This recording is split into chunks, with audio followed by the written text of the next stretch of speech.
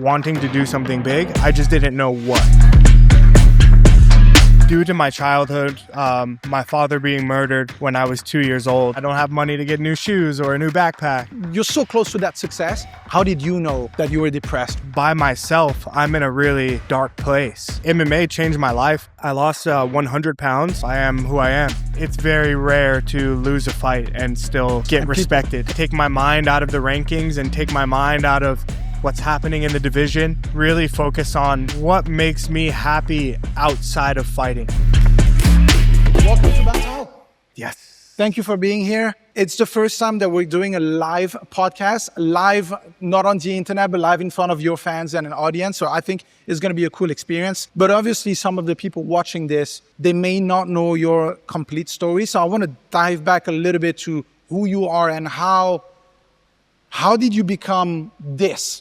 Because, and the reason why I say this is because now you have the proper light heavyweight fighter look, mean, ready to fight anyone. But most of us, 99.9% of the population don't look like you. They don't look ready, they don't look that confident. They don't have all this. And before you became this, you were just like everyone else. That's correct, right? Yeah, absolutely. So I grew up in Las Vegas in the States. And at the time when I was a young kid, Las Vegas was a place that people just come for a weekend, gamble, do whatever they did and go home. On the outskirts of the city where I lived, there wasn't much happening at all. There was a lot of just desert. And as a young kid, it's a bit of a struggle. There aren't people walking in the streets or going to universities. You know, most people's parents worked in a casino or in a hospital. The aspirations of like what to be when you get older and stuff, it was quite difficult. And we didn't really have the internet. It wasn't what it is today. So I would say that majority of my life, my adolescent life, I just didn't really have a clue or know what was available for me. I always had the story of my father, who was a tour manager for a lot of well-known musicians. Right. And so that was my biggest hope, is that like my father, who had passed away when I was just 2 years old, I knew that he did something that was quite big in his life. So I always had this hope for wanting to do something big. I just didn't know what. Right. And that led me to learning how to play music and instruments because I wanted to follow my dad's footsteps.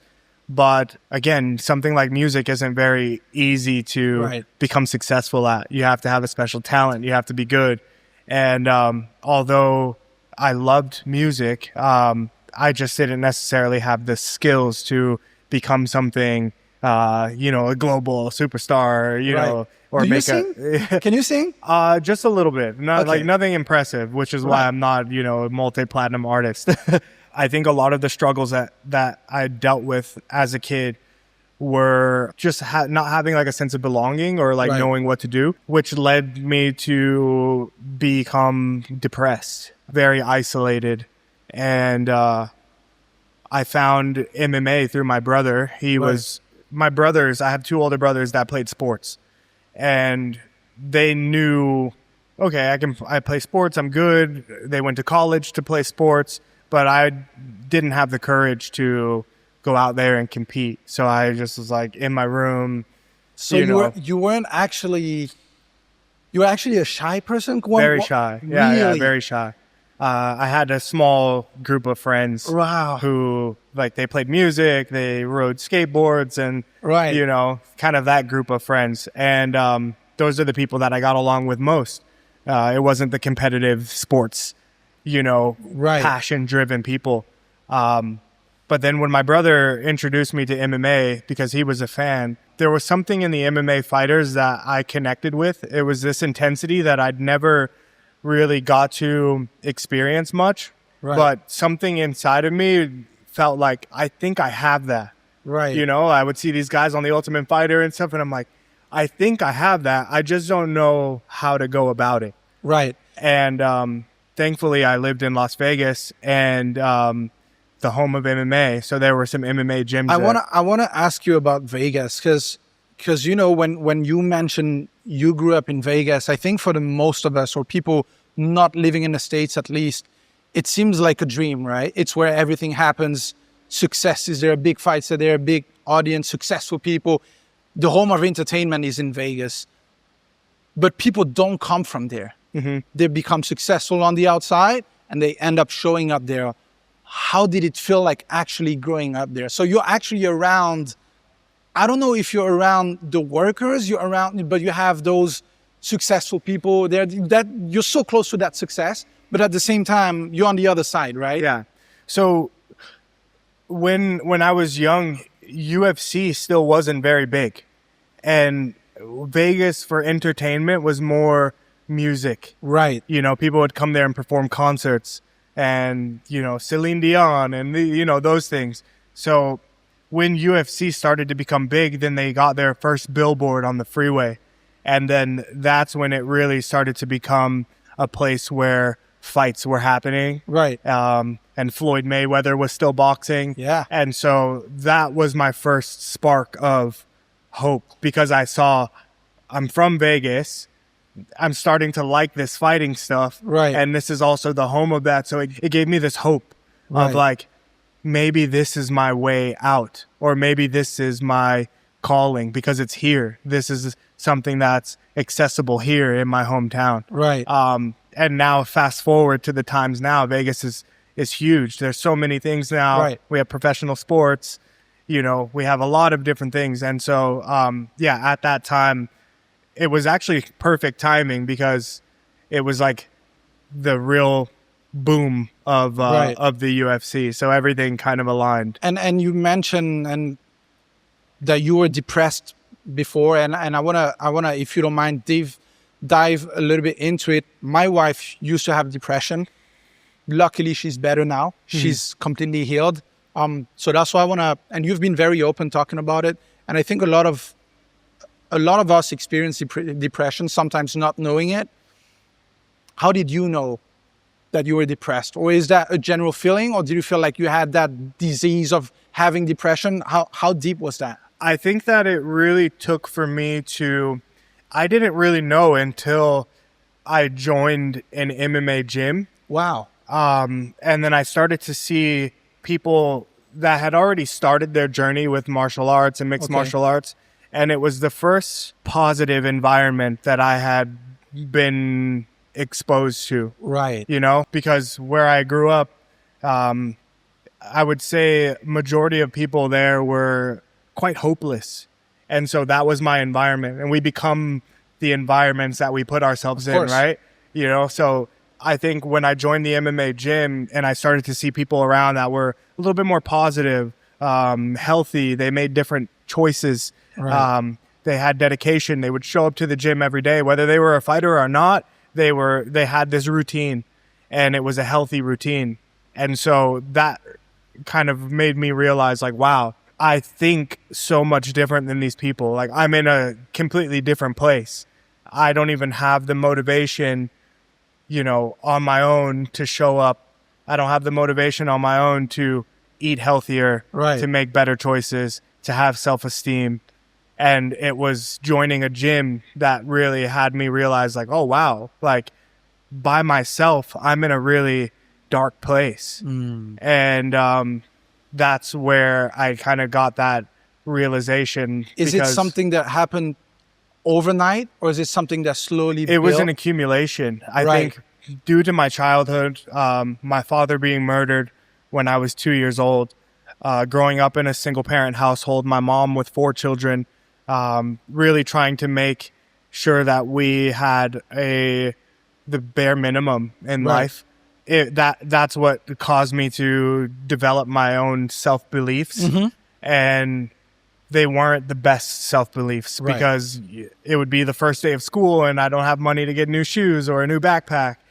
And, you know, and other kids did. So I started to feel like, what's wrong with me? Or I started to feel like I was on the lower end of, you know, of the spectrum when it came to, you know, finances and aspirations. So my self-belief was really low. And I think that being able to join a gym and be around people that coaches and partners that were doing their best and striving to be better at whatever. That's really what helped, you know. And that's what actually was. That's what I was asking you. Did the change in your mind happen overnight? You joined the gym, and it was like, oh shit, whole new world, whole new. Or is it you had to constantly go in order to become that new person? My first day in the gym was the eye-opening day. Wow. Okay. Because as tired as I was in the first class, I had this feeling of like, oh, this is good for me.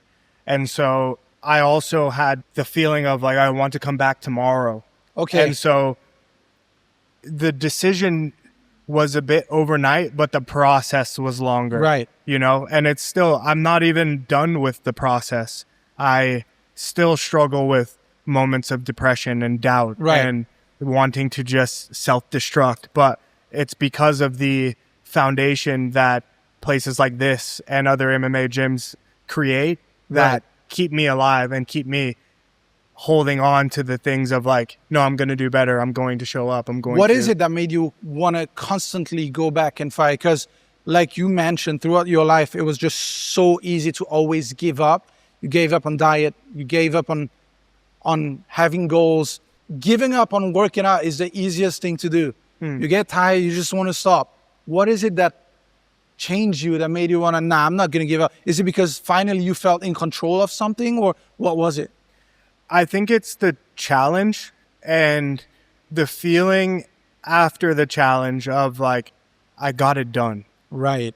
You know, as hard as it was, I got it done. Right. And there's no better feeling than seeing something big, a challenge in front of you. And no matter what, you have, you know, a handful of options, but I'd say the two biggest options are you either handle the challenge or you turn away. Right. You know, you either step and confront it and deal with it, or you turn away and you don't, if you choose to turn away, you don't know what it's like to overcome certain things or to challenge yourself or to climb to higher heights. So the challenges are what kept me going, because that feeling of completing a 1 hour class. Right. After, I was like, man, before I didn't want to be here. Now I got it done. I feel so good about myself because at least I did what I said I was going to do. Right. And that just became, you know, a habitual daily thing. Right. Yeah. Right. And, you know, you make it sound easy. Like, okay, it was tough, but I had to overcome it. How many pounds did you lose? I lost 100 pounds. 100 pounds in 11 months. So right short of a year. 100 pounds. I can't say that, like, there was a lot of it that I had to do on my own. Right. Of course. Most of it I had to do on my own. But I owe a lot of it to just the community of people that were around me. And not that they were telling me what to do, but it was just the example that they were setting. You know, it was, I walk into a gym, and even if there was a guy that I didn't know, I'd see like, man, every day at 10 o'clock, this guy's hitting the bag. Every day at, 12 o'clock, those two guys are in jiu-jitsu class.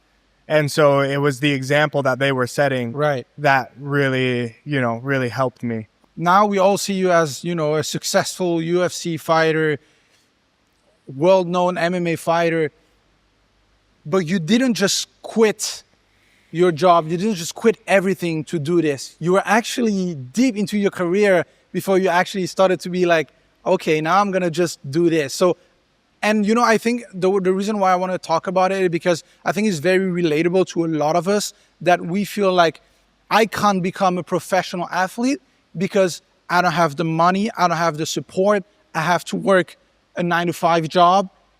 And compared to these other guys that are only focused on fighting, it's easier. So, but you went that route. You went the normal dude having to work and then going to the gym route. How was that? It was quite difficult. There had been many times in my career where, not necessarily saying that like I wanted to fully give up, the idea of becoming a champion or a high-level professional athlete seemed very hard, especially because of circumstances like money and time and everything else. There were a lot of times where it was really hard, trying to balance the work life and also pursue this dream of becoming a fighter. It happened so many times, even the times where I lived in Thailand and I was signed with the UFC and I had been here for so long, and I saw the people on the streets that were just living a happy life, selling, pad thai. And I was just like, oh man, why am I striving to be so much when I can have little and be happy? But there was a moment where the beginning of when I met my wife, and she was just like, hey man, snap out of it. You're good at what you do and you have a full life ahead of you, but you only have one shot. So take it seriously. Give everything you got. Even though it's hard, give everything you got. And at least if it doesn't work out, that you gave everything towards trying to make this dream come true. And that was a realization for me where I was like, you know what? It's not going to be easy. A coach of mine recently just told me there's nothing convenient about being a champion.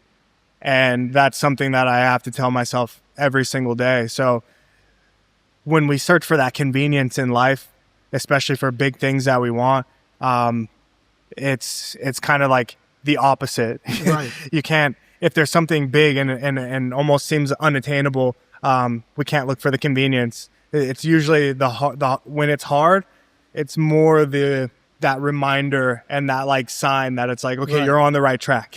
Right. It's hard, you're on the right track. And it took me some time to realize that. And I'm thankful for the people that have told me that, the hard path is the way to go. It's very interesting because the more I talk to you and we can see the discipline that you have and how you're taking different routes than what other fighters are doing. Again, I think most of athletes, they've been struggling in their life. They most of the time, they don't have a wealthy family. You are one of them. You sign your first UFC fight. You have your first bout. You're making a bunch of money now. You're probably up $10,000, I don't know, $20,000. How do you not go hell yeah, I'm successful now. I'm gonna quit my job and just do this. How do you keep it real? How do you stay the person you are when finally you've made some money and you're in Vegas too?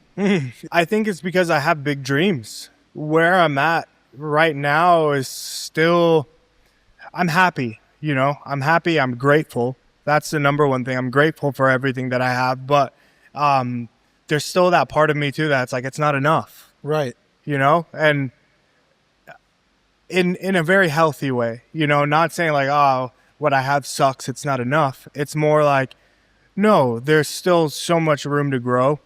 I still have, a family who's not in the best financial situations and mental situations. In the process of starting a family of my own, I still have big dreams. I still have many different countries that I want to see, more people that I want to meet and be around. And so I think that's really what keeps me going.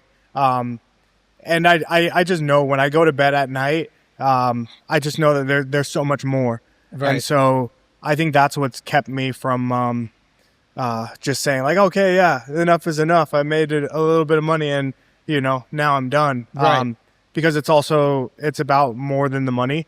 And the messages that I receive online from people that have just been impacted by maybe things that I've said or just sharing my personal life experiences, that's another reason why I just keep doing what I do. And MMA changed my life. I don't know where I would be had I not, joined a gym.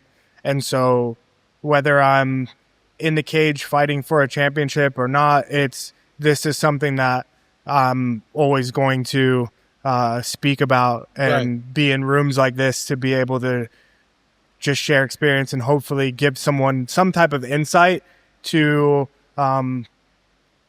reaching whatever it is that they achieve or that they want to achieve, and not just to become a professional fighter, but just to be the best version of, of ourselves and themselves. What is it that made you feel mental health and all of it, it's something that you can be open about? I think, for a lot of athletes, they don't want to take that route of being, I'm going to be a role model, an example until I have that belt, until I'm this or until I'm that. but you were open right away. You were very open about everything, and you became very relatable to a lot of fans because of how open you were. What is it that made you feel like, okay, I'm gonna just be me and be that, and not be the only tough guy like everybody else is doing? Before I got signed to the UFC, I was Khalil Rountree. You know, like I was myself. I am who I am.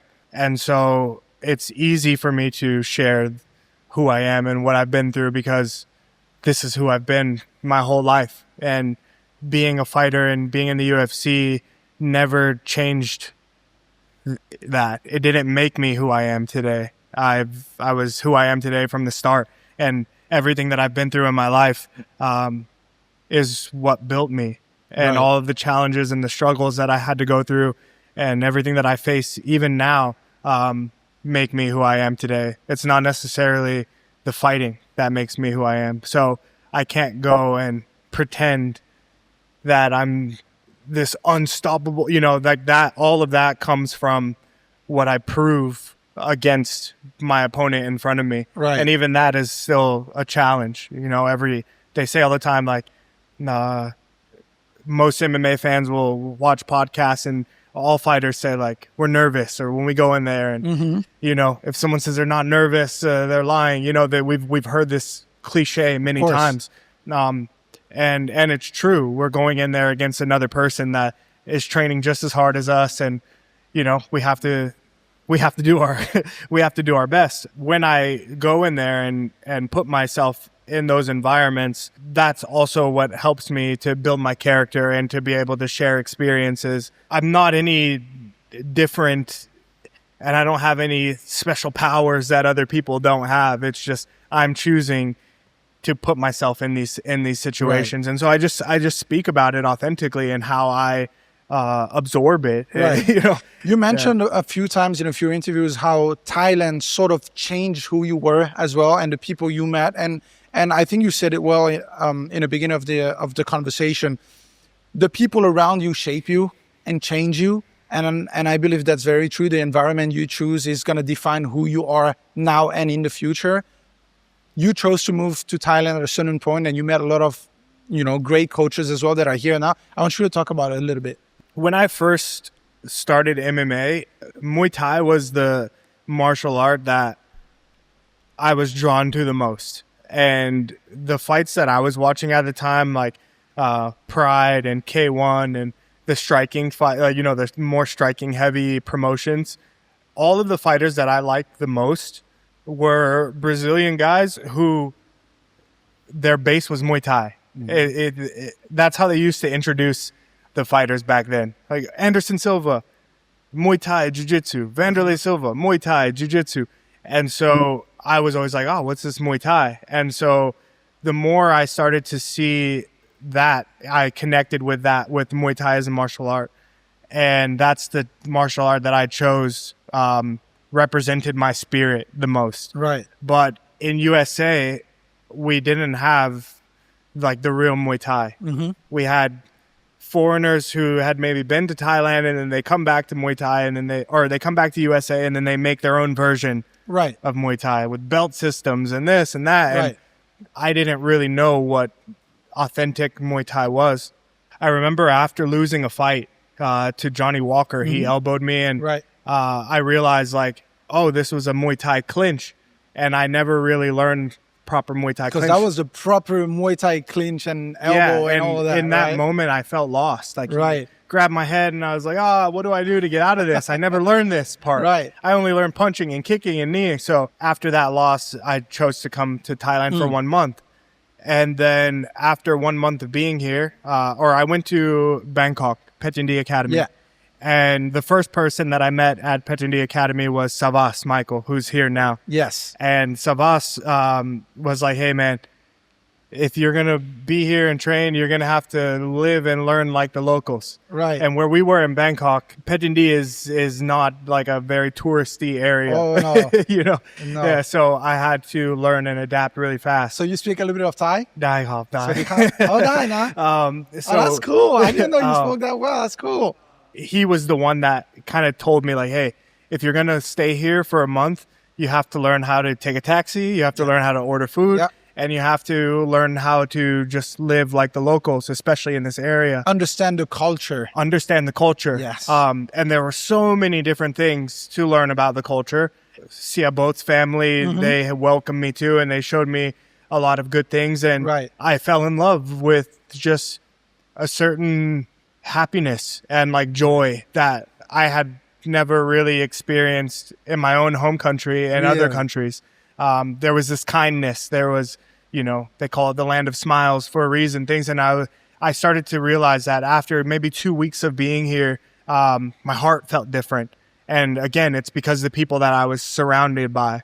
And then I went to my first fight at Raja Damnaran Stadium, and it was my first time seeing, you know, Muay and Waikru and everything. And it was this essence, you know, that Right. I was like, that's why this place is so special, because you can't get this feeling anywhere else in the world. Even if we try to take Muay Thai to Canada or US or whatever, you don't get the same Absolutely. feeling. You're like, if Because you do get to feel the culture, and it doesn't matter the where homeland, you come the tradition, from. yeah, you know, Exactly. and that made a huge impression on my heart. Not only did I love the martial art of Muay Thai, then when I came to Thailand, it just did something to my heart, and it helped me to understand Muay Thai better.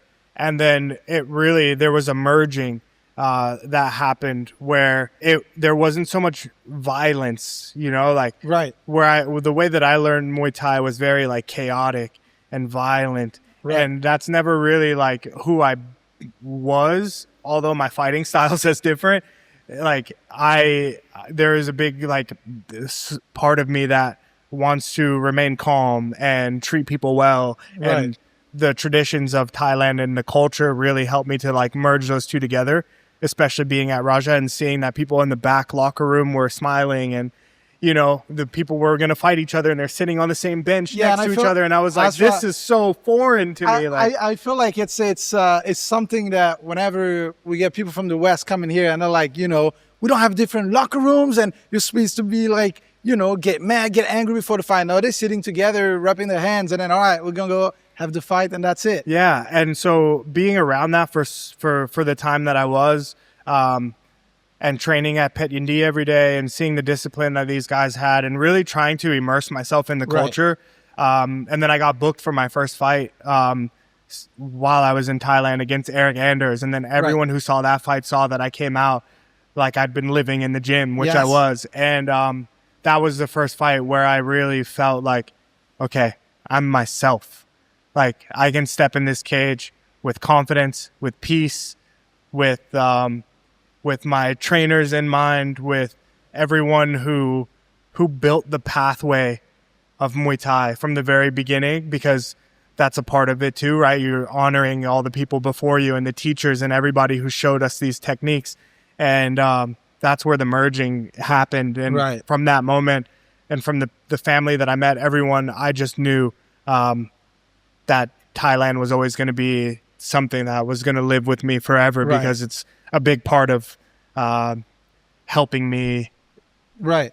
And after that, you also moved to, I think you moved to Phuket in Tiger before, right? Where you met George and Frank. That's correct. So because I was living in Bangkok, training in a Muay Thai only gym. Yeah. And when the UFC called me to get ready for an MMA fight, at the time, the closest gym for MMA was Tiger. Right. So then that's when I came to Phuket. Right. And then I met George and Frank, and we had an instant friendship relationship. They're great guys. They run a great program, and they were the ones to help me, you know, blend my Muay Thai and MMA together. And it's just been, it's been an amazing experience. That's cool. Yeah. And fast forward a few years now, George, Frank, and all the guys building Bangtao. Yeah. So it's so cool to see the progress of this gym, of George and Frank, and also of MMA. Yeah. And the fact that this place is in Phuket and has the real essence, like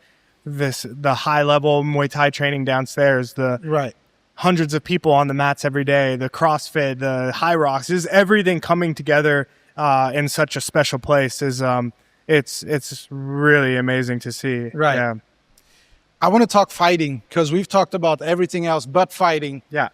Not that I'm trying to be disrespectful, but you have a very little experience in the cage or in the ring because you have like 20 fights, right? Yeah. It's considered a lot. It may be considered a lot in MMA, but compared to kickboxing or Muay Thai, it's very little, right? Yeah. And the reason why I'm pushing this now is because you fought for the title in 5 rounds for the very first time in your life without no experience compared to Muay Thai fighters with 200s, 300 fights that have fought 5 rounds. I want to know, how did you prepare mentally to go in a fight for the very first time, the biggest fight of your career? You're going to fight for the title, 5 rounds for the first time. How do you get ready for that emotionally? Well, that fight specifically, everyone at the time and even now still sees Pereira as, the best striker in the UFC. One of the greatest, and he is, for sure. He's great at what he does.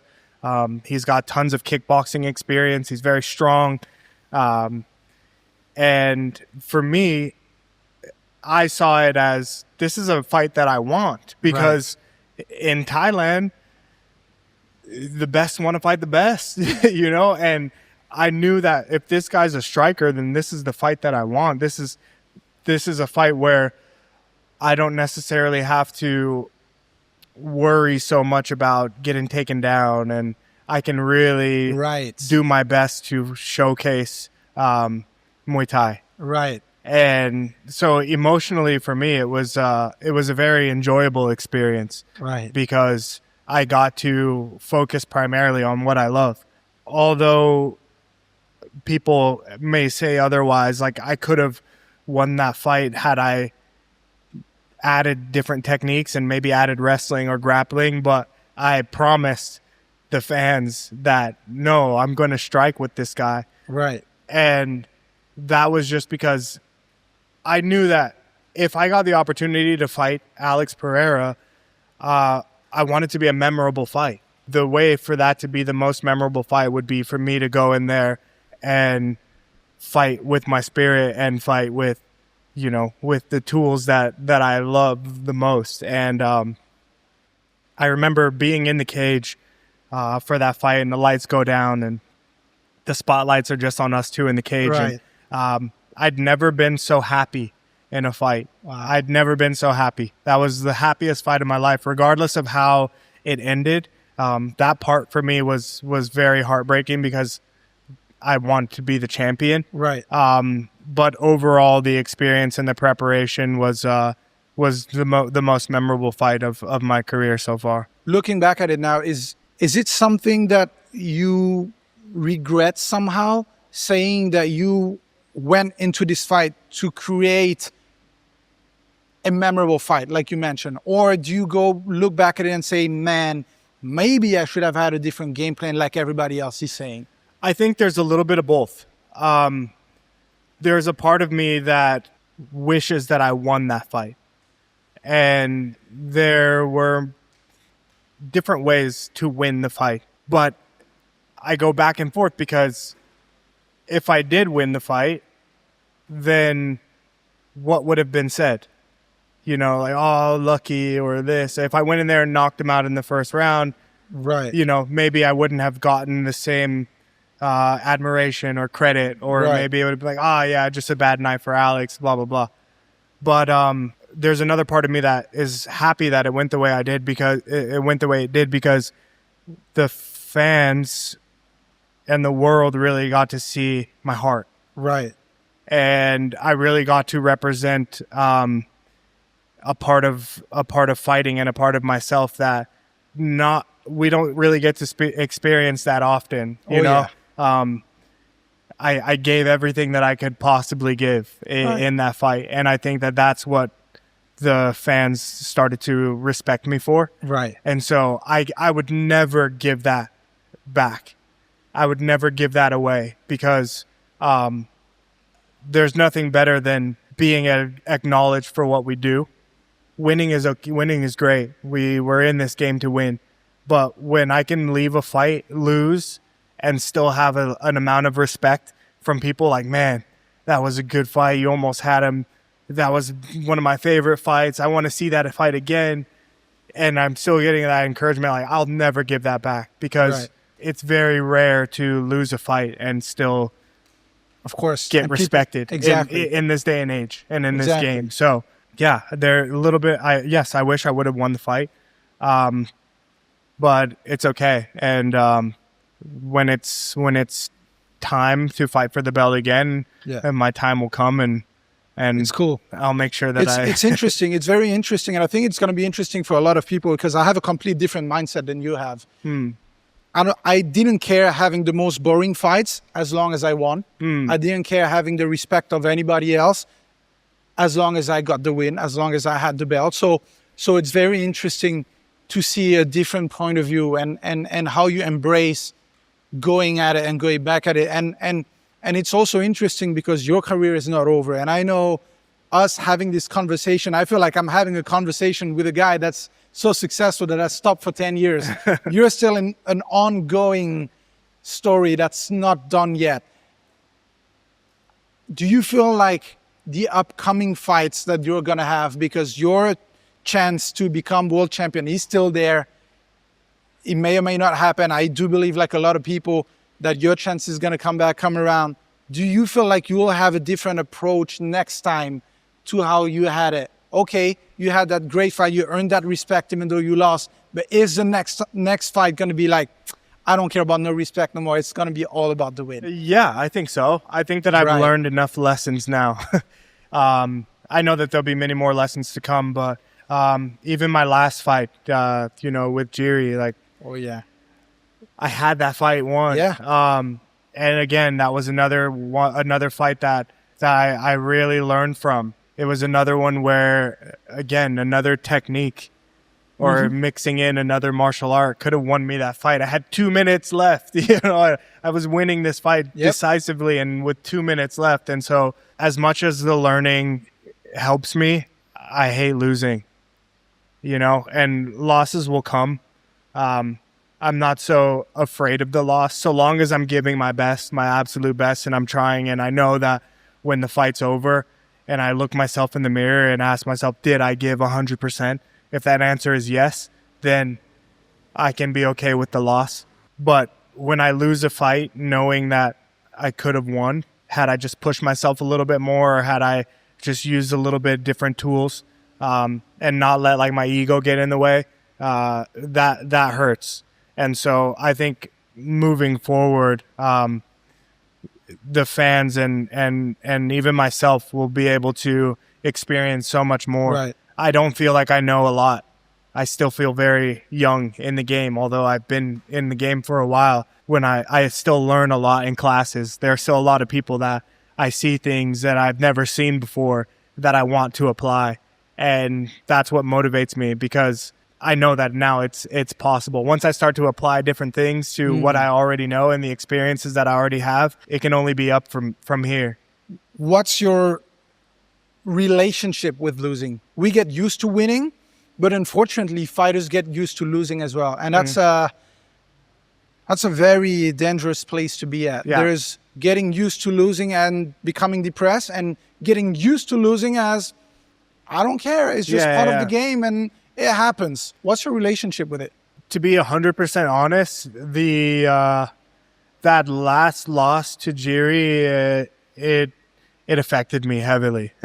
It affected me heavily, which is why everyone hasn't seen me fight since then. Wow. I've taken the time off to recollect myself, to refocus. What does it mean? How do you recollect yourself? How do you take, like we always hear, okay, I need some time off, I need some holidays, but what goes through your process? How do you overcome that? What actually happens? I think the number one step lately has been what works and what doesn't work, or like what worked and what didn't work. Right. Analyze the things that worked, and don't make too many changes to them. If anything, the things that worked for me, I continue to work on those because they were proven to work. But then again, I look at the things like, okay, I made it this far, but like what didn't work? And whether it's people or training partners or relationships and things like that, like I had to take a hard look and be like, okay, as much as I may have loved these things or loved these people, it didn't work because it didn't necessarily produce the result that we thought it was going to produce. I think holidays were one of them. It wasn't necessarily like holiday, like, oh, I'm going to party. It was more like, no, I'm going to completely detach myself from the thought of when I'm going to fight again. Like, and that's been really hard to pull myself away and take my mind out of the rankings and take my mind out of what's happening in the division and really focus on what makes me happy outside of fighting. Right. You know, because no matter what, everybody in this job, it comes to an end at some time. We can always train until we're old, but that competitive, right. like being in the top 10, fighting for the belt, it's a short amount of time. And one day it's going to be gone. And so what is it? What makes you happy outside of fighting? Did you find the answer yet? Right now, I'm really focused on my future family. Okay. Like I'm really excited about like being a father. I spend a lot of time in Korea. I really love it there. It's great. I'm really into fashion and clothing. So we have a brand. Do you speak a little bit of Korean now that you've been there? I'm learning. I can read and write, but wow. But I don't know what I'm reading. You get what I mean? Like, I get what you mean. If there's words on, I can read it, yep. but I'm like, oh, what does that mean? That's cool. But it's a great place. And I think right now the things that are making me happy are really relationships and creativity, and we're working on a brand in California, and these things for me, they bring me joy, and it's given me a level of happiness, because it's like, okay, well, when fighting's over, there are still things that can make me happy. There's still things that can provide this sense of like challenge, like being a father and figuring out, okay, what's my career going to be after this, and will I still be fulfilled? Will there still be a challenge there for me to have to overcome? And yeah, that seems to be it right now. So I had to know that, okay, when this is all over, will I still feel full inside? And as of now, I think that, yeah, I'll be okay. And still martial arts too. I think that when I'm done fighting, I would love to still be involved in situations like this, where I'm able to come to a gym, and whether it's not necessarily like coaching, but whether it's like coming and like giving some type of insight as to like, this is what I experienced. Maybe this can help you in your pursuit, in your journey. Right. Because I do believe that martial arts is something that is forever, and we can do it until we're old, whether it's jiu-jitsu, Muay Thai. Right. My father-in-law is 80 something years old. He still trains. So martial arts will forever be a part of my life. Yeah. When you get ready for a fight and you look at your opponent, do you look for weaknesses, or do you look for his best skills or weapons and neutralize that? It's definitely both. I always look for what my opponents do very well. Okay. Especially at this level. Right. When you're in the top 10, we're going up against guys who are really good at what they do, and what they do got them to where they are. you know, so what they do well got them to where they are, and to find weaknesses at this level, it really shrinks. Absolutely. It really shrinks. So you have to look for both. Okay. But again, I always focus more on my strengths and my weaknesses, because I can't spend too much time focusing on the other person's, because I don't know what they're thinking. Right. I don't know their next move. So it's more for me about preparation and survival. Who would you want to fight next?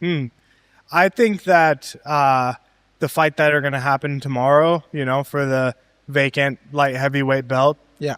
I'd love to fight the winner of that fight. I don't know who it's going to be. I, in my heart, have always wanted to fight Jiri again because I think that I know the mistakes that I made and I know that I can win that fight.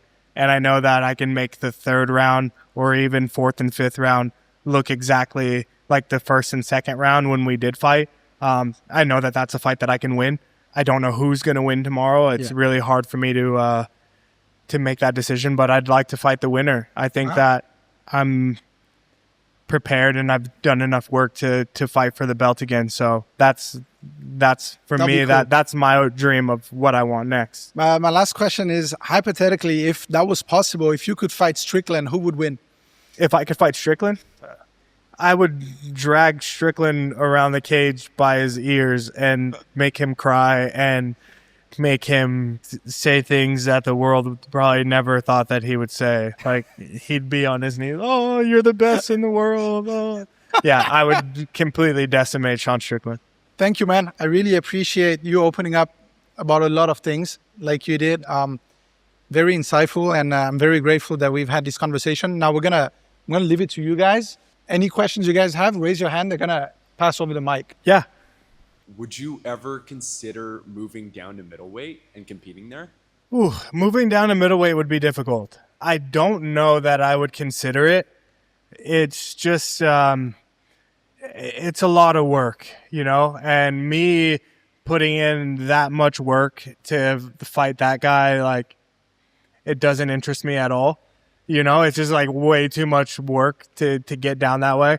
If he came up and was, you know, and it was a way for me to, let's say, get a title shot, then yeah, I'd fight him. But to fight him for no reason, just to make a fight, it would never happen. And then just to follow up back to the light heavyweight division, if not like straight to the title fight of the winner of tomorrow's fight, do you see anyone else in the top 10 that you would fight for like a title eliminator or anything before a title fight? For a title eliminator? Yeah. Anything before a title fight. Whoever loses tomorrow. Oh, yeah. Okay. Yeah. So whoever wins tomorrow would then set me up for, a title fight. Whoever loses tomorrow, I feel like would set me up for a title eliminator fight. Oh. So either one of those guys. You lost your father when you were young and stuff. So how would you navigate a loss, especially trying to make your MMA amateur debut? I have family members right now that I think about, and it scares me because I don't know how much longer they have left.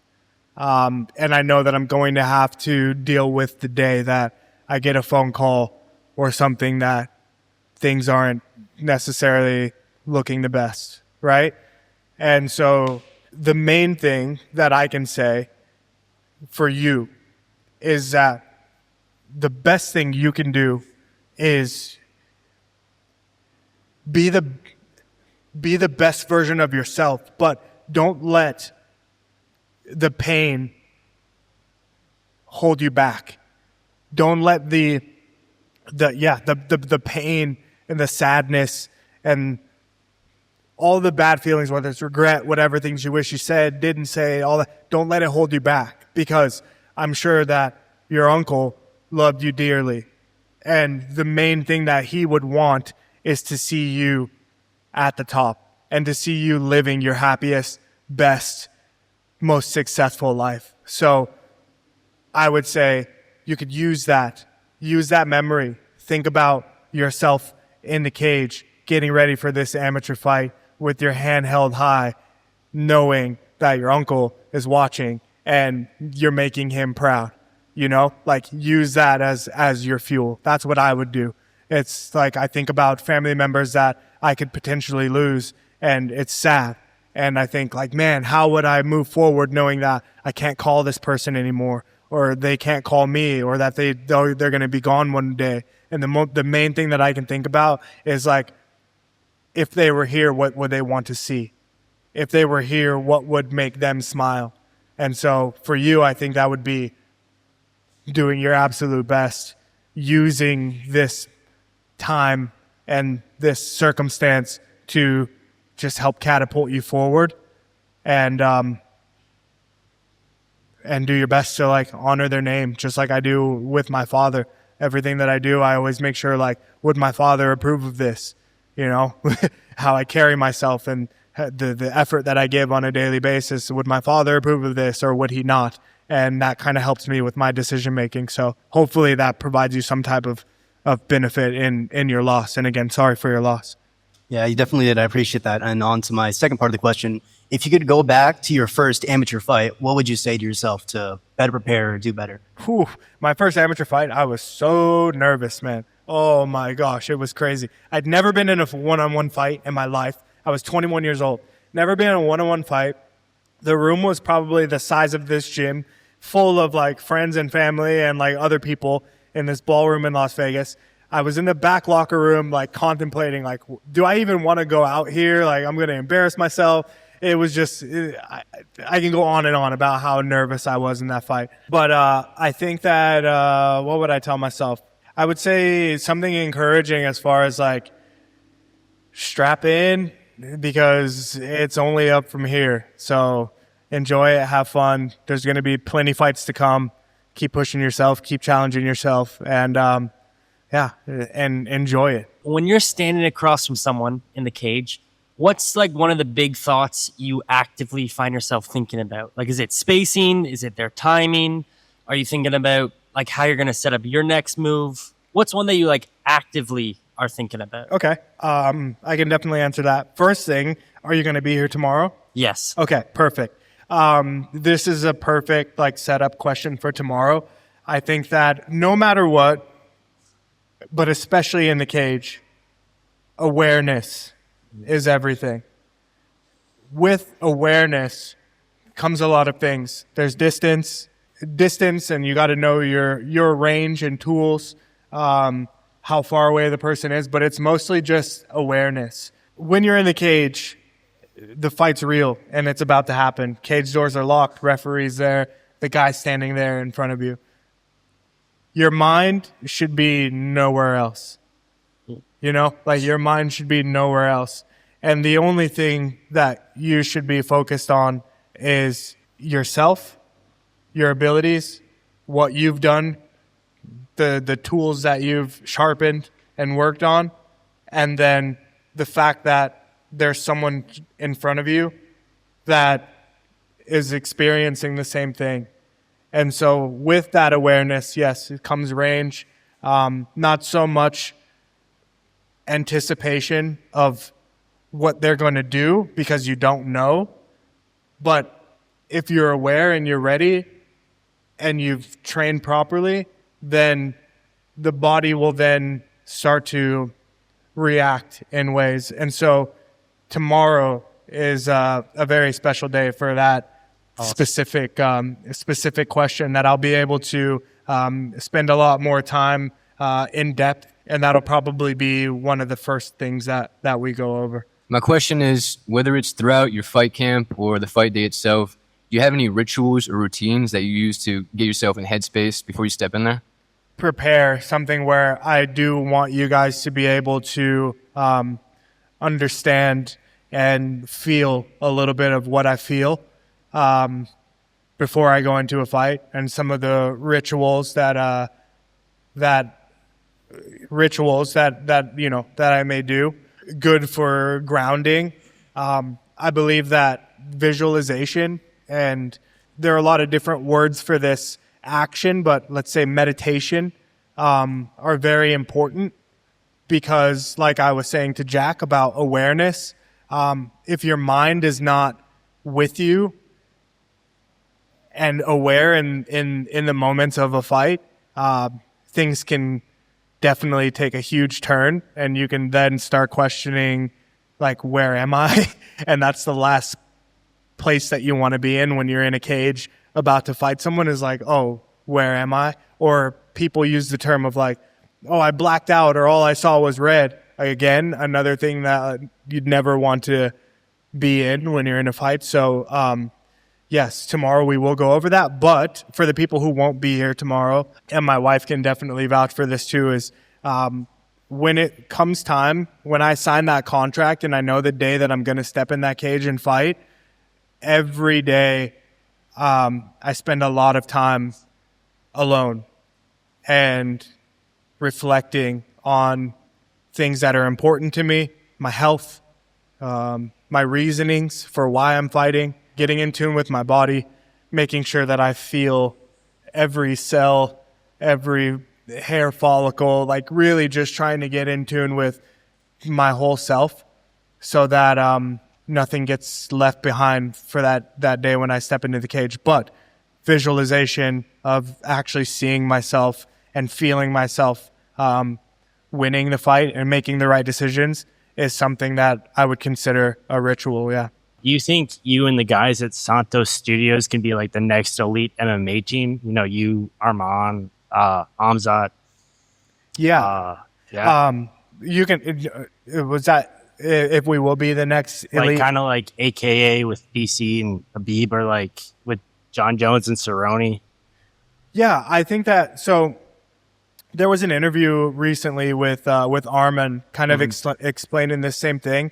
And I think right now what we're developing at Santos Studios is less of a gym like Bangtao where like you can come and take classes and stuff, but it's more, we are surrounding ourselves with high level athletes in the sport. So right now we've got like me, Hamzat, Arman, all of Hamzat's team, which is like a group of undefeated Chechen wolves, which is amazing.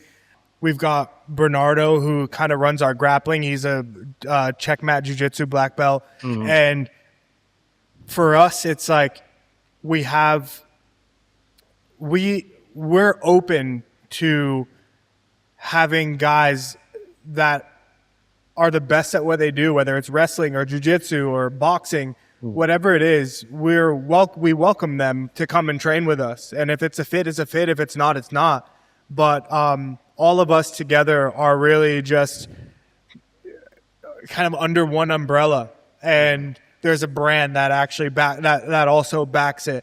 So we're not necessarily looking to build this like gym like an AKA or something, but we do have something similar to the guys like AKA and Jackson Wink, where it's just a bunch of high level guys of different sizes. But we're willing to work together to make each other better and to essentially just have a room full of champions. I just wanted to ask a question a bit away from the fighting. Kind of like, how and where did you meet your wife? And kind of how did that love story sort of emerge? And how important is her support, like when you overcome adversity and like during fight camps and whatnot? It's the most beautiful love story I've ever experienced. Strap in. Wait, hold on. Your eyes just sparkled and changed compared to talking about fighting. That's crazy. No, it was so cool. So one day I was at Tiger Muay Thai, right? And everybody knows George, right? George Hickman, the MMA coach here. So we had just finished training. All the guys are just laying around the mats. Everyone's just like exhausted, scrolling their phones on Instagram. And at the time, my wife had like posted a photo. She was in Thailand or something. It was just a really hot photo. And I didn't know who she was. And all of the guys were just like, like talking about it, like, oh my God, like, you know. And then I'm like, what are you guys, going crazy over? And they were like, oh, like Mia Kang, she just posted this new photo, blah, blah, blah. And I looked at it and I was like, oh, who's this? And George was like, you don't know Mia Kang? She comes to Thailand all the time. She has Muay Thai fights. Like, how do you not know about Mia Kang and you live in Thailand? And I was like, I don't know. I just never heard of her. So I saw her. I was like, oh man, she's gorgeous. And I gave her a follow. So then like time passed, her stuff starts coming up on my feed. And respectfully, I slid in her DMs like, oh, like nothing crazy. She like posted a song and I responded like, oh, if you like this song, check this one out. And that's kind of how it was for like a week, maybe 2 weeks. I would just respond here and there with like just little things, never anything like creepy. And on the back end, she was doing some fact checking and she was messaging people within the area like, who's this guy? He's been sliding in my DMs, blah, blah, blah. And apparently some of her mutual friends were like, oh, he's a good guy, like nothing to worry about. And so as time passed, I started to notice that like her responses got shorter and shorter. And I was like, you know what? And I was like, I had to be the first guy watching her stories, because as soon as it popped up, I'm like, click. And I realized, and it said like posted like 1 minute ago. And I'm like, dang it, I'm the first guy. So I muted her so that I'd like to restrict myself from always being the first guy on the stories. So I'd say like maybe a month passed, a little bit like a month or a little bit more time passed. I just stopped. I was like, you know what? I'm not going to engage anymore. It's a clear sign that she's not interested. And I was in Los Angeles for this like business meeting, very rare like business meeting type thing. I'm in my hotel room scrolling, and I was like, you know what? I'm going to go see what this girl's up to. So I had to manually go to her story, you know, because I had her muted, so it didn't just pop up. So I manually went and watched her stories, and it showed that she was in Los Angeles. And not only was she in Los Angeles, but she was on the same like block that I was in. Sure. And I was like, you know what, this is my time. So I messaged her, and I'm like, hey, we're in the same area. What are you doing? She's like, oh, I'm going to this weird business meeting thing. And I was like, so am I. That's really weird. We should go together. And she's like, no, but maybe I'll see you there. And then the moment that we met for the first time at this conference, we've been inseparable since then. And then within the first like month of us still kind of like dating, talking, we met up here in Thailand, and then COVID happened. And then we kind of looked at each other and we were like, this is still kind of new, but we don't know if we can go home or not. So are we going to lock down together in quarantine? And we were here in Phuket when everyone went home. It was like the most beautiful time. We spent an entire year in Phuket with literally no one here. The streets were empty. The markets were closed, everything. And we just had a motorbike, and we'd go on island drives and be at the beach, and there was literally no one there. And we fell in love, and we got married in Thailand, and we did this whole thing, and it's so cool. And as far as support, I've never had such a supportive partner in my life. I mean, she's here with me today. She always encourages me every day to be the best in the world. I literally couldn't ask for like a better situation. So that's everything as short as I can put it. Yeah. That's awesome. It sounds like fate kind of brought you two together. Absolutely. And kind of created that awesome love story. Yeah. They probably even made COVID happen just so you guys can spend time together and forget. Yeah, absolutely. No, thank you so much. I appreciate it. Yeah, thank you, Ray. You said earlier that when you were younger, you really looked up to Anderson Silva, Wanderlei Silva. I was just wondering, like, as it stands today, who is your UFC GOAT? Anderson Silva. Greatest of all time, Anderson Silva? Forever and always. It'll Valid never answer. change. When I'm 80 years old, it'll never change. Just a really quick short story. So when I was an amateur, I'd watch Anderson Silva's documentary, Like Water, almost every day. I had this feeling like, man, either one day, like I'm going to meet this guy, or I'm going to fight this guy. I don't know. Like there's some type of connection there. And early on in my professional days, before my first professional fight, I was at a gym called Black House MMA in California, and Anderson Silva showed up, and no one there was his size. And he's like, hey, you want to train, want to spar? And I was like, no way. And after our first 2 rounds, when the rounds were done, he's like, hey, man, I'm getting ready to fight Nick Diaz. You want to be my camp? And I was like, yeah, absolutely. So I was he invited me to be a part of his camp as a training partner for the Nick Diaz fight. And after that, we became like close. He's like an older brother to me. And then when I prepared for Gokhan Saki, I lived in Anderson Silva's house. He gave me one of his spare bedrooms, put some jiu-jitsu mats down on the floor, and we trained jiu-jitsu every night. And he's like, you're going to fight a kickboxing guy. He's like, you got to use jiu-jitsu. And I was like, Anderson, bro, I don't use jiu-jitsu. I'm a striker. And he's like, no, bro, you have to do jiu-jitsu. And so he taught me jiu-jitsu. I was one of his groomsmen in his wedding. We still talk to this day. His sons are like my brothers. And for everything that he's done for me and the example that he created for young guys like me coming up in MMA, and the fact that he's still passionate about martial arts, and he's just such a good person. it doesn't matter who comes and has the best record in the world. Anderson Silva will always be my GOAT forever. So like, see the way you're saying, like you're focused right now on the division, but you're also focused on other things outside. How do you like, differentiate between putting all your focus into stuff that's going to continue after martial arts and then focus on what's happening now? Just to clarify as well, like my focus right now is what I do and fighting and being in the UFC and being in the rankings. Like that's my primary focus. I think that after my last loss, that was why like I kind of took the time away to explore a little bit of like, okay, where do I see myself in 5 years? And now I'm like transitioning out of that mode back into like, no, 100% focus, fighting, because it was really hard to balance both at the same time. One thing that I did learn, a mistake that I learned kind of early on in my career, is that like in order to really truly be successful in the UFC, not just in MMA, but like in the UFC, you've got to be 2 feet in.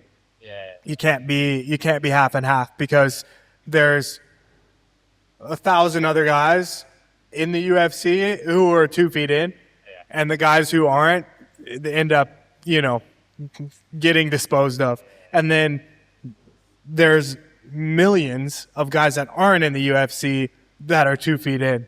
So kind of playing with that, like, while you're in it is really hard. So that's why I did have to kind of take that time to detach myself and not think about like, who's in the division, what am I going to do next, who am I going to fight next. I had to take myself out of it, explore a little bit, and then now I'm integrating back in. I would say the best advice I can give is like, I wouldn't try to find that balance while being in it. I would designate a certain amount of time to like, okay, let me explore, kind of figure it out a little bit, get a little glimpse, and then re-enter and be 100% focused. So like, see, you were saying earlier as well about like, even if you lose, once you gave 100%, but when you come out of that cage and you could have done something different, how do you pick between like not giving 100% but knowing you could have done little tweaks? So like, obviously you're angry at yourself for not doing certain things. So how do you like differentiate between the both of them, of knowing you gave 100% but you could have done like 1% different, or a certain move or whatever to change the outcome? Couple things. I think that like being honest with ourselves is like one of the hardest things that we can do as human beings, right? Like I feel like only we really know if we've done our absolute best. You know what I mean? Like only we know. There have been times where like I know personally that I'm not doing 100%, but maybe like a coach is like, yeah, you did great. And I'm like, inside, yeah. And so it's really like you have to be willing to really look in the mirror and answer that question for yourself, and like how I have to do and answer that question for myself. But the main thing is during training camp, like that's someone asked about a ritual. That's one of my rituals during training camp.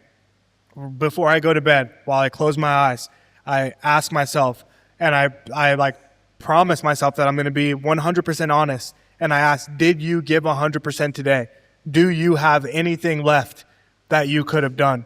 If the answer is like, yes, you did give 100%, then I go to sleep resting, knowing that like, okay. And then when I wake up, it's 100% again. One of my old coaches told me like, yesterday's home runs don't win today's games. And so that's a mantra type of like ritual thing that I think about too. Just because I gave 100% on Tuesday doesn't mean that Wednesday I can give 70. And then that accumulation over the course of a training camp, when I step into that cage, it's all about like that, keeping it real with yourself and really being able to be honest with yourself. Did I cut corners?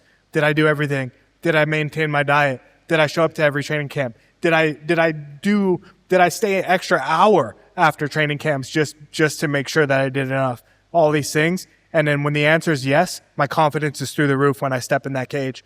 And so when the fight's done and I leave, if the result is a win, if it's a knockout, whatever, like good. If the result is a loss, I reflect.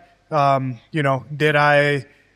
mistakes did I make? Did I give 100%? Was it more that I just wasn't prepared? Like, did I give 100%, but I lack the knowledge in an area? Yeah, that's okay.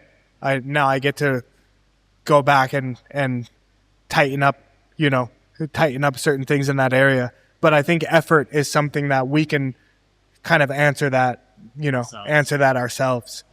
So when you were like, 300, 305 pounds, and you said you went on that 11 month of losing 100 pounds, like, because you were in such a bad situation with alcohol, smoking, I remember watching one of your documentaries of you drinking or smoking 2 packs of cigarettes a day.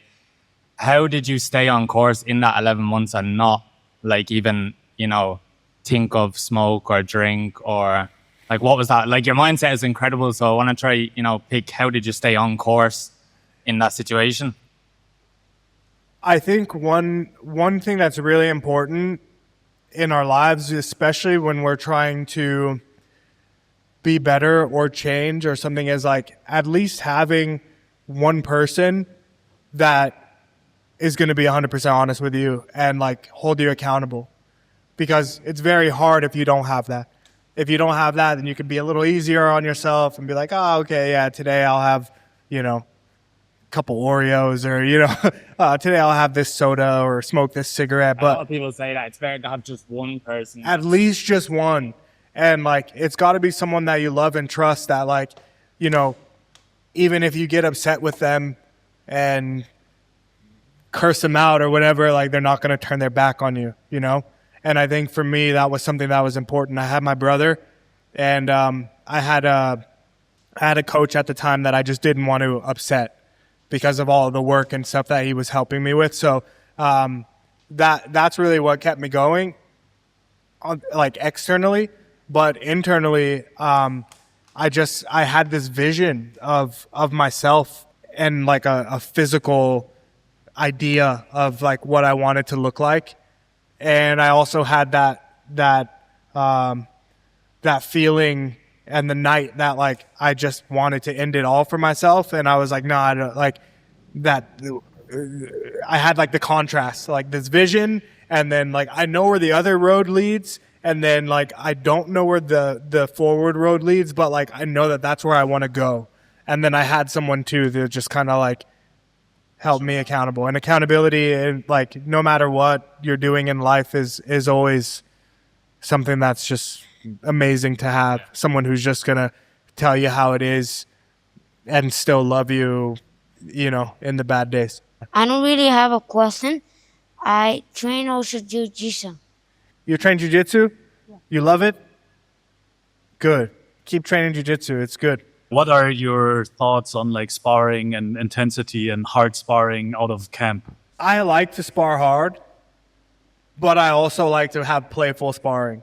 I think that sparring hard is good if you have someone that you trust, because I get paid to fight, so I don't need to fight in the gym, so there are times where I'll go to a gym and guys want to spar hard just so they can try to test themselves and say oh yeah, I landed a clean shot on Rountree. I should be in the UFC, and those are the guys that I don't train with. But I have friends, and I have guys like Chimaev who I know he's a champion. He's been doing this for a long time, and sparring hard is actually good for the both of us at this level. And we're not necessarily trying to cause harm. Things can happen because of the level that we're at, but the intention behind it isn't to cause any harm. And then also, I like to fight, so I enjoy playful sparring too, because that's where a lot of creativity happens, and the laughs, and you can still get a good sweat, and and memorable moments, and come up with tricky things. So I really do like both of them. I do think that playful sparring more often is better than hard sparring more often. But hard sparring, I believe, needs to happen because you need to know how your tools work at 100% before you step in the cage. So how often would you recommend it? For me, am willing to spar hard twice per week, no more than that. What's the best advice for a young fighter? Before answering that, I would have a couple of questions. Does this young fighter aspire to be a professional? Like you. Be prepared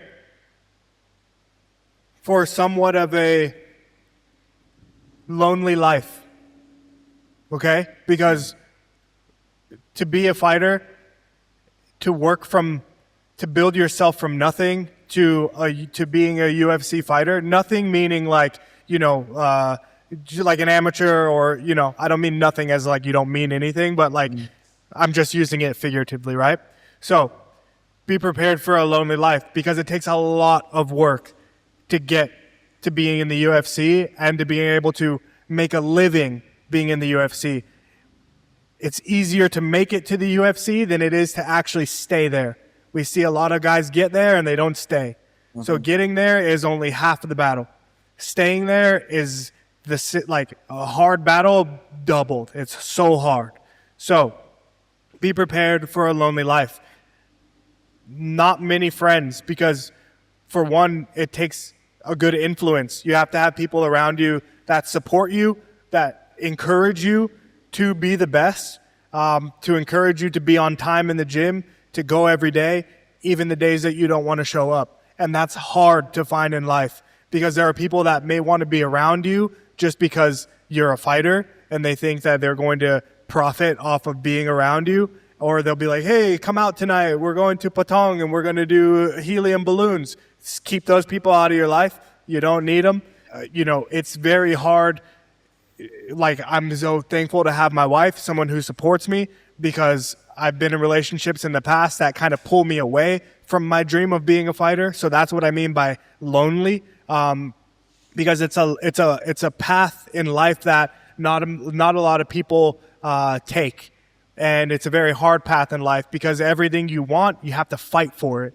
And it's not very common, And so it can be very lonely. There's a lot of nights where you're just alone knowing that you have to show up to the gym the next day and not very social. I would say another piece of advice is take care of your health and your body. Being a fighter puts a lot of damage on your body. There's a lot of soreness and muscles that get torn, accidents that happen in the gym. But you have to be willing to accept that, like, that's a part that comes with it. It's a very hard road. You have to be mentally tough. It's okay to cry when things get hard.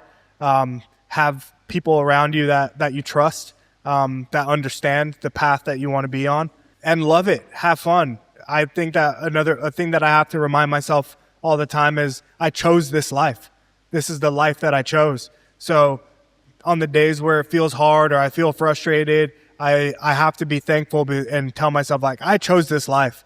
This is how I chose to make a living. So, I might as well enjoy it. It's either go to the gym or look for a job online and try to make money for someone else. So, be prepared to be a little bit lonely. Be prepared for a hard road. But at the end of it, once you've worked yourself to that point, it pays off, and you get to make a living doing what you love to do.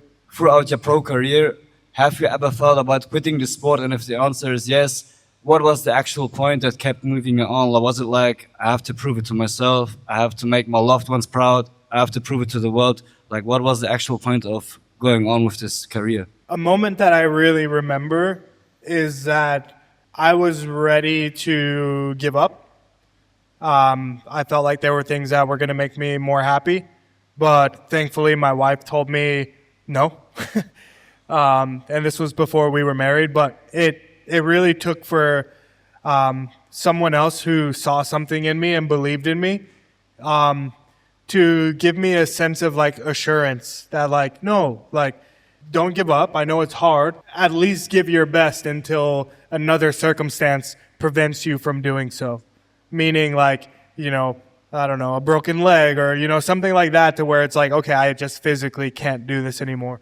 But if you're at a point where you want to quit because of frustration or because it's hard to find fights, or, whatever other circumstances, I don't necessarily think that that's a good enough reason to really quit.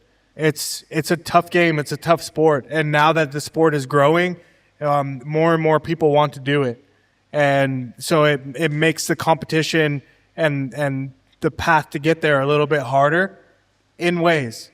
But it also makes it a little easier because the more people that there are, the more potential for future fights as well. Like more people are joining. I think that if it's something that you're passionate about and that you actually enjoy doing, then there's no need to give it up. You can't make a living being a fighter until you can make a living being a fighter. I know that sounds weird, but it's like you have to continue on and you have to continue fighting in order to make a living out of it. It doesn't just happen overnight, like it doesn't just go from one day, fighting on a regional show to the next day you're in the UFC able to pay all your bills.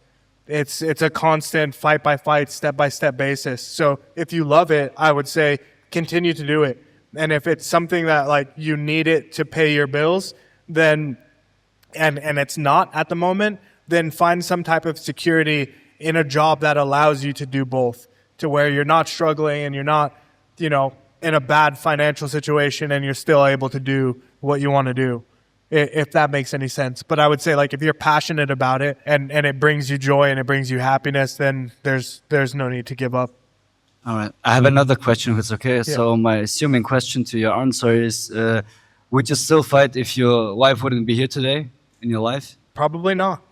No. Yeah, I would say that there was a point when I came to Thailand, it made me so happy to be here, and it still does. And there are other things in life that made me happy, but like I was willing to take the rest of my savings that I had and get like a little cart and sell coffee, because that would have made me happy too, to just be able to like sell coffee. But she's like, no, you're way better than that. Like, you can be the champion of the world. Like, sell coffee later, I think that had she not been around, I wouldn't have had the same motivation. I would not be number 4 in the world. I wouldn't have fought for a title. I wouldn't be here speaking to you guys today. Maybe I would have still fought, I don't know, but not to this level. No, not at all. And my last question, if it's okay. Yeah. What's one of your dreams besides of the combat sports? Like, what you want to do if you maybe retire one day? What's the dream of you? Well, my dream is to have the title around my waist. That's just my goal. That's my dream. That's my goal. Anything else after that is extra, sprinkles on top of the cake. But I joined fighting. It changed my life. Now I'm in the UFC. I want to see what it feels like to reach the very top and to get the belt. And after that, defend it until it's gone, make the rest of my money, and then, be a happy father and raise a family and be done. I don't have the aspirations of, setting this like pound for pound records. If that comes with it, it comes with it. I'm going to always give my best no matter what. But my own personal dream is just to have the belt. I just have a question about shadow boxing and how you sort of personally approach it. I've heard that a lot of people sort of do it differently. Like, some people focus on balance and precision, and some people sort of imagine that they're fighting someone, or you put yourself in the ring. And I'm just wondering how you personally like to approach it. My shadow boxing mentality and I guess like philosophy that I've said to many people and like young friends and stuff is, if you can't fight the air, you can't fight a person.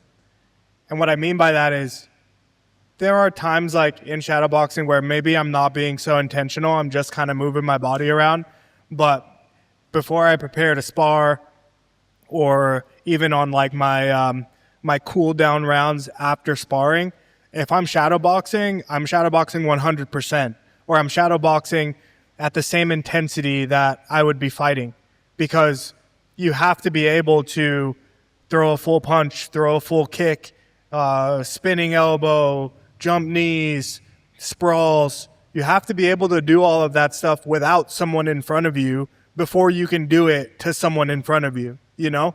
Yeah. So shadowboxing is actually a really good tool that can actually make you so much better, even if you don't have a training partner. And that's something for me that I have struggled with, is finding high-level training partners, same size. And so sometimes I have no one else but my shadow to fight. And so it's very important. And I believe that it also does something to you, like neurologically, where like if you're throwing a kick, make sure you're warmed up first, like get a proper warm up before you shadow box.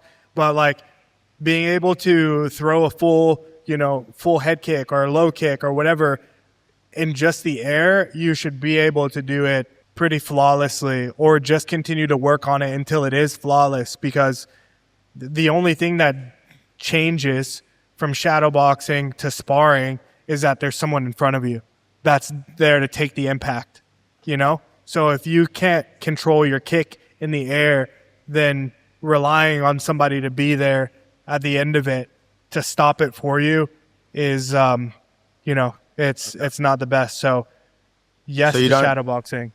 You don't focus on pretending. Do you focus on pretending that there's someone there, or do you just focus on getting the technique correct? I focus on doing the technique fully. So I'm not like actually thinking that there's someone there, but like if I'm throwing a jab, I'm fully extending on my jab. If I'm throwing a kick, I'm really ripping the kick into the air. If I'm throwing a knee, I'm really I'm giving it my best intention. Okay. Because some people will just like, and that's not really helping, you know? It's just like, oh, maybe a little bit of blood flow. Yeah. But like if you have like proper stance, and when you throw a punch and you're just like boom, and you like really extend it, you know, really extend your punch, really extend the left. When you throw a kick, really throw the kick, because then like you're, I feel like, I don't know if it's like, I'm sure it's, I don't know if it's science backed or not, but I feel like neurologically for me, it lights me up and fires me up. So then that way, when it's time to spar, I've thrown 50 kicks into the air. So now I can trust that like, you're ready, my body's going to do it when the guy's in front of me. When you're training, you say you like to give it 100% every day. How do you sort of prevent overtraining and like working your body too much? Yeah.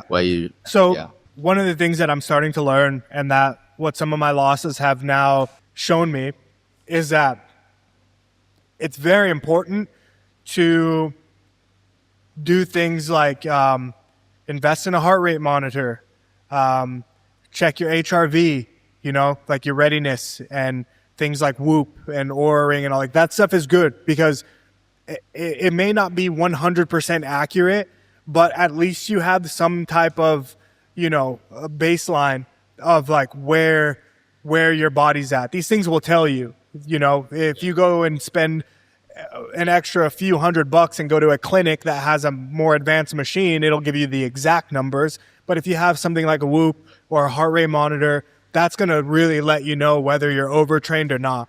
It's something that like one of my coaches has me doing. I've been doing for the past 2 months. Every single morning, before I even fully wake up out of bed, I'm like, my eyes are kind of groggy, my alarm goes off. I put my heart rate monitor on it for 5 minutes. It checks and it tells me like my readiness score, or it'll say like, hey, today you're a little bit low. So at least I know, okay, today I'm not going to go 100% intensity, because my body's physically telling me you don't have the fuel, the energy to do it. So I can expect that, okay, today's more of like a 70% day than a 100% day. And those type of things, especially when you're training to be optimal and you really do want to progress and get better, you have to listen to your body. You have to treat it well. You have to recover. Overtraining is something that happens a lot in mixed martial arts, especially as fighters, because we're so headstrong that we just want to, run through brick walls. But it's a very damaging sport. It's not normal for the human body to be slammed and get up and slammed and get up and yanked and this and punched and kicked, and then expect to do it every single day, the same way. So make sure that, invest in a Whoop or a heart rate monitor or something to kind of help you. And it's okay when your body is telling you like, hey, today, because I say so, take it easy. Like it doesn't mean that you're weak and that you're a chump. Like just listen to your body because you only get one. Do you keep it on during your workouts? Like the whole day, do you keep it on? Okay, so there are certain workouts that I will keep it on. So say like I just want to do a zone 2 run. Say I want to do like 5 kilometers on the treadmill. I'll put it on so that I can see like, okay, I'm at like a zone 2, zone 3. It's still good. Like mentally, can I go 100%? Yeah, but is that what my body wants me to do today? No, it wants me to stay around here. So that's kind of how I check that box off as well. Check that box as far as like, did I do enough today? Well, according to my body, like what my body wants, and I showed up and I did something about it, good. Okay. When it comes to sparring, it's hard to spar with a heart rate monitor on because guys will like throw push kicks and stuff, and then I find myself adjusting it. But I do that as much as I can. Okay. I've had a lot of sparring rounds where I'm wearing the monitor and then I have my phone so that in between rounds I can see like, okay, I went from 168 heart rate, and in that minute I dropped it down to 120. Like these are things that are important to see, so that how your body's recovering and if you're actually optimizing your energy and things. So that's kind of the best way that I can describe it. Last question: which brand do you wear? Like a Garmin heart rate tracker or? I like Polar. Polar? Okay. Yeah, they're pretty heart rate specific. They have a band that my wife and I wear all the time. It tracks your sleep, your steps. It's not as advanced as a Whoop, but I think it is a little bit more. It's a little cheaper, and it does essentially the same thing. And then for my chest strap, I use Polar.